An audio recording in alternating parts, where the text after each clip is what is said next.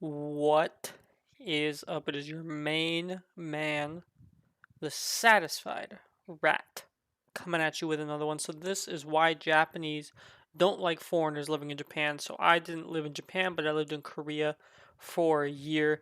I'm pretty familiar with the culture, having lived in Korea, and they have pretty similar cultures. So I'm interested to hear uh, why that is. Uh, for those of you who don't know this guy, Paulo from Tokyo, he makes videos all about Tokyo and Japan and all that. So I want to get his take on it, see what his take on it, because them Asians are pretty racist. Let's talk about why Japanese think foreigners living in Japan are rude.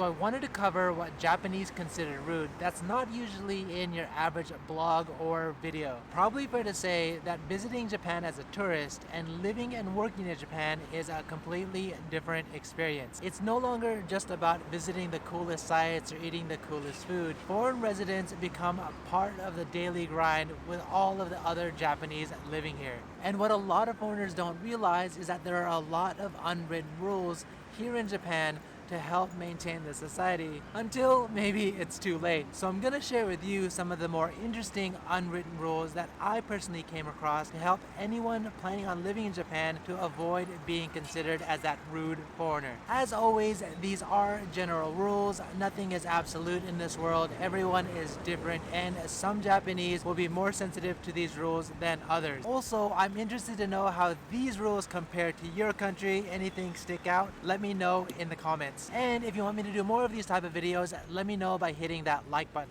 And as always, if you want to see what I'm doing on the daily, check out my Instagram account. If you want to help support the channel, check out the Hold My Miso merch. And if you have any questions about Japan or your Japan travels, check out my Discord community. Let's get into it and move on to the next spot. Number one, working in Japan. So many foreigners coming and living in Japan are here for work. So let's start with that. And this first issue is one of those things that bother a lot of Japanese. You may already know that Japanese employees operate as a team, especially in the office environment, where everyone is required to do their part. But if you're working long enough with a company, you're eventually going to want to take some time off, eventually during holidays and long weekends to maximize your time. What ends up happening is some foreigners don't consider their coworkers and take the time off as they please. They come in with that mindset that no matter what, they're taking the time off. No matter what, end of August, I am taking 1 week off. I deserve it. But therein lies a problem. In Japanese culture, it's important to consult with your coworkers beforehand and discuss ongoing and future projects to make sure your projects are covered before taking the time off. Essentially, putting your coworkers and your company first. The downside is that since a lot of companies run pretty lean, it becomes ever more difficult to take the time off as it becomes a huge burden for your coworkers, and is a large reason why many employees don't take the time off at all. Number two, coming back from vacation. Now, if you were able to get that time off without alienating yourself from your team, it's now time to return the favor. This comes in the form of omiyage, a gift usually from a place you visited, maybe a box of sweets or snacks to share with the team. Since many of them had to cover for you while you were gone, this is a gesture to say thank you for handling my workload when I was gone. And here's a little treat so you can experience a piece of my holiday. Forgetting this as well as taking holiday as you please would be a double punch to your coworkers. Number three, greeting your neighbors. What many people don't know when moving into a new place is that you're supposed to greet and give a gift to your neighbors to introduce yourself. But it's probably fair to say that this is one of those older customs that even some younger Japanese families aren't following themselves. This is more common in less densely populated areas, especially It's kind of homes weird where you because often normally see your it's the neighbors, other way and around less in common America. in densely Like when populated someone areas moves in, you like give them like a Tokyo moving and in large gift or apartment something. buildings. The idea behind it is for neighbors to get to Moving's know who you expensive, are, and the gift itself doesn't need to be major, usually a snack or towel worth about $5 to $10. Number four, visiting someone's home. At some point, you'll probably be invited to someone's home, and you probably already know that when entering a Japanese home, you're supposed to take off your shoes. But what many don't know is that there's a proper way to do it. And when Japanese don't do it themselves, it kind of shows that they weren't raised correctly. Just after you take off your shoes, you don't just leave it as is. is and walk in. You're supposed to take off the shoes, line it up, and reface it towards the door, like this. Doesn't it look just so much cleaner this way? Anyway, No. before I continue on, I wanted to give a quick shout out to our sponsor for this video, Booksu. If you need free time, this one, Japan, deliver you snack box. That said, let me share the next tip. Number 5, shopping for food. So if you ever make your way to a supermarket, you might want to know this one. In Japan, it's considered bad manners to fill up the food and put it back, especially in the meat section and produce section. 1, no one wants bruised peaches or kiwis.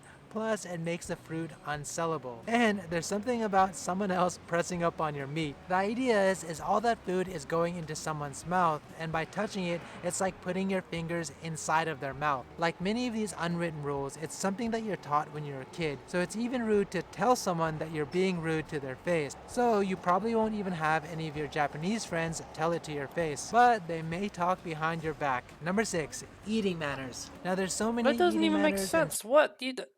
Is the meat not wrapped up properly? How is? What do you mean it's like putting your fingers in someone's mouth? That's the dumbest thing I've ever heard. The chopstick fruit gets etiquette washed. rules here in Japan that I couldn't cover it all in this video, but you in should fact be I washing already your created fruit. a video on that, so if you're interested, check out my video called Not How just to your Eat fruit Japan. washing But one skills. thing that I didn't mention and that Japanese think is really gross and that some foreigners don't realize is licking your chopsticks is really just kind of disgusting. I don't think anyone goes out of their way to lick their chopsticks. It usually happens when people aren't good with their chopsticks and they get food all over it, and they think naturally the best way to get the food off of it is to lick it off. But is if true. you've gotten here, you're kind of at a point of no return, as there's no proper solution manner-wise to remove the food off your chopsticks, as Japanese wouldn't have allowed food to remain on their chopsticks after the first bite. As a last resort, better than licking your chopsticks, covertly wash off the chopsticks with your soup. Anyway, that's a no-no in Japan, so best to probably avoid doing that. Number 7, owning a dog. Now this one really surprised me when I found out, especially coming from the US. If you ever decide to own a dog in Japan, you're gonna have to take it out for walks.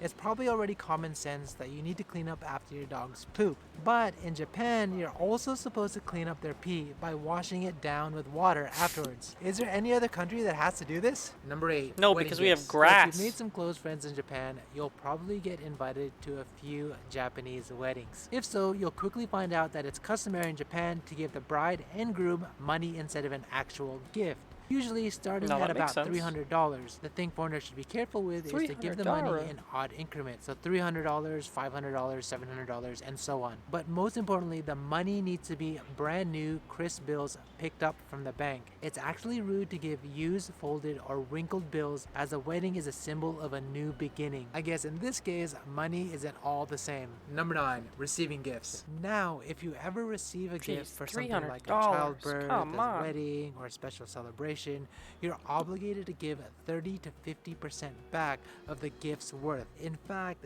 this custom is so ingrained in Japan's culture that they even have return gift booklets and now The hell? websites where the original gift giver can select a gift to get back. To say the least, if you get a gift, don't forget to give one back. Personally, I always thought it quite funny that in order to follow this custom, you have to do research on how much the gift costs. Finally, if you live in Japan long enough, it's quite unfortunate, but you may be invited to a funeral. So this one caught me really off guard. Yes, wearing black attire is a must, and the overall attire may be more strict than other countries, but what struck me is that if you wear sunglasses at a Japanese funeral, it is extremely rude. See, in the US, it's quite common to wear sunglasses to cover your eyes, but in Japan, it's a definite no-no. So there you go, that's my list. What did you think? Anything that was extreme? Anything that was fair? Let me know all in the comments. Again, I can't These all sound like very minor things to be upset about.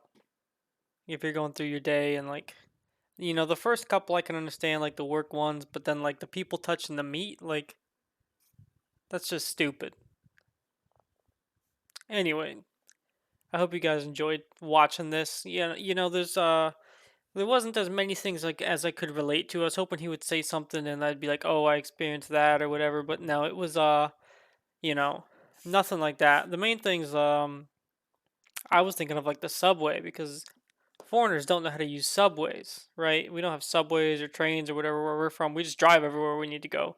So having to use those even the very good ones in like Seoul Uh, it's a challenge, and I can understand why you could run into some rude foreigners there. But he didn't even mention that, so